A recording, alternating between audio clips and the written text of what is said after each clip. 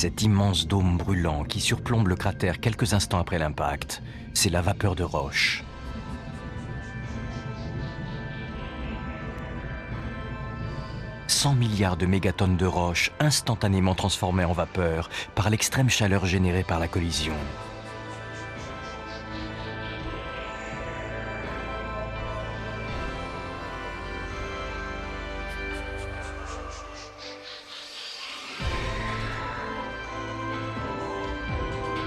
Après s'être gonflée en forme de dôme, cette masse de vapeur de roche s'aplatit et se répand à grande vitesse dans toutes les directions.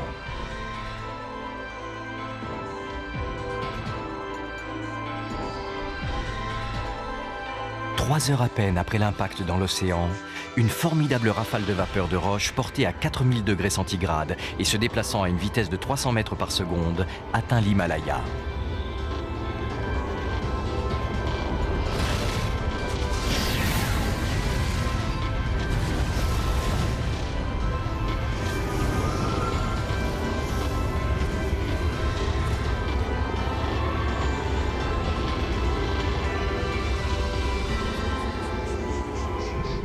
La vapeur de roche atteint maintenant l'Amazone, à l'opposé du point d'impact sur le globe.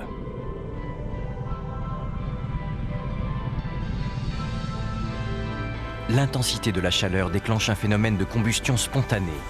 En un éclair, la jungle n'est plus qu'un océan de flammes.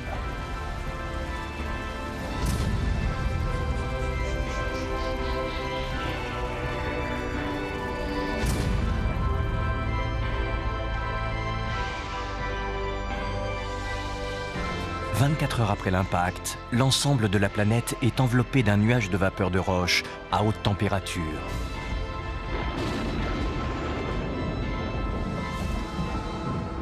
Elle va ainsi recouvrir le globe pendant près d'1 an.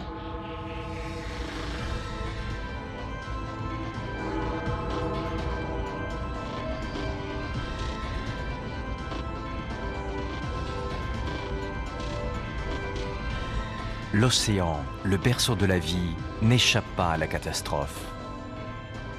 Sa surface bouillonne de toutes parts alors que la vapeur de roche vient tout juste d'envelopper la Terre.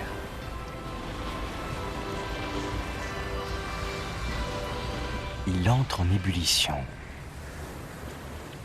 La violence de l'évaporation fait baisser le niveau de l'eau au rythme inimaginable de 5 cm par minute.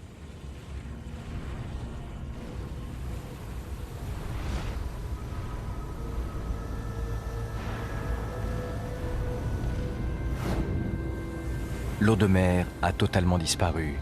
Il ne reste que le sel. Mais lui aussi s'évapore rapidement. Le plancher océanique est maintenant à nu et toujours soumis à cette température extrême.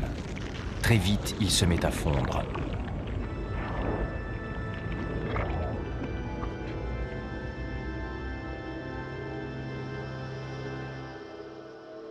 Un mois seulement après l'impact, voici à quoi ressemblerait notre Terre sous son linceul de vapeur de roche.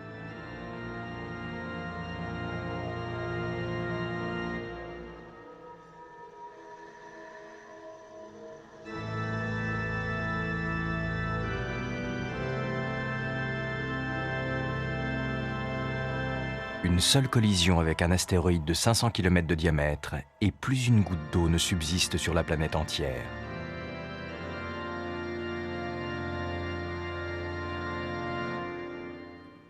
Lorsque cet événement s'est produit, il aurait dû éradiquer toute vie de la surface du globe. Et pourtant, nous sommes là.